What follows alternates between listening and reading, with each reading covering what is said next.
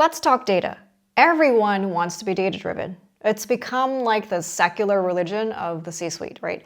We worship at the altar of KPIs and we feel this deep, warm sense of security when the dashboard turns green. It's like a security blanket. We see a clean trend line and our heart rate slows down because the math tells us we're safe. But here's the truth that usually gets ignored until the doors are closed. Data is a tombstone. It tells you what died yesterday. So it's like an autopsy report. It's clinical and it's completely static. It quantifies the past, but it's fundamentally blind to the curve in the road. Now, if you're waiting for the data to be 100% clear before you actually make a move, you're not exactly ahead of the curve. You're reacting to a ghost. Today, I want to talk about the space between what the screen shows you and what's actually shifting in the room. So why is the dashboard such a dangerous place to live? It's because of this thing called the echo. So think about how data is actually born. So an event happens, right? A customer gets frustrated, a competitor makes a quiet stealth hire, a supplier faces a shortage, and that event has to be converted into a record. It's got to be aggregated, it's got to be cleaned by a team, and finally pushed to your screen like weeks later. Now, by the time you actually see this trend, you're hearing the echo of a sound that happened about a month ago. In a high-speed market, steering by the dashboard is like driving while only looking at the rearview mirror. You've got perfect clarity on where you've been, but you're blind to the impact that's going to hit you in 3 seconds. Leverage exists in the lag. So while everyone else is waiting for the Q3 report, right, to confirm a problem, an insider is already acting on the friction they felt in Q2. You have to operate at the speed of the event, not the speed of the reporting. What you should be looking for here is instead the undercurrent. So in any high-stakes partnership, the spreadsheet might show partners being like fully aligned, right? So every box is checked, but if you're actually paying attention, you're going to notice this thing called the shadow, like the way a negotiator starts avoiding you, slower tentative emails and such, right? And this is the ability to notice the shadow before the object even moves. So by the time that friction shows up as like a delayed contract on your dashboard, the pivot has been in motion for weeks. The data is the illusion. The undercurrent is the reality.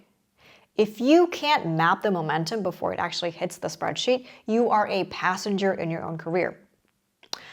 So then how do you see the undercurrent, right?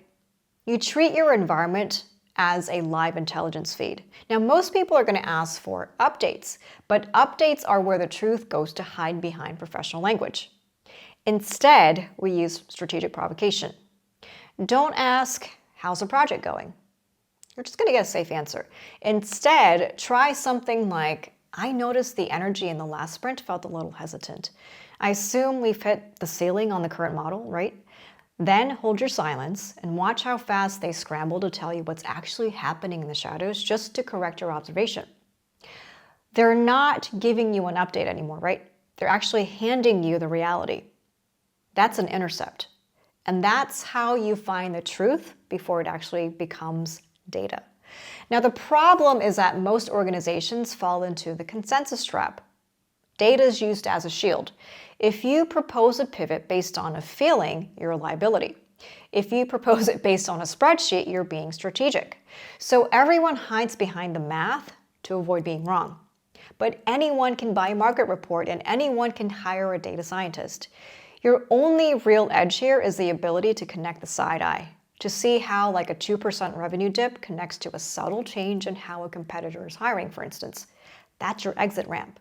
Now, while the rest of the room is arguing over the font of a KPI slide, you've already realized that the game has shifted. So you're doing more than just reading the room, you're basically orienting the narrative.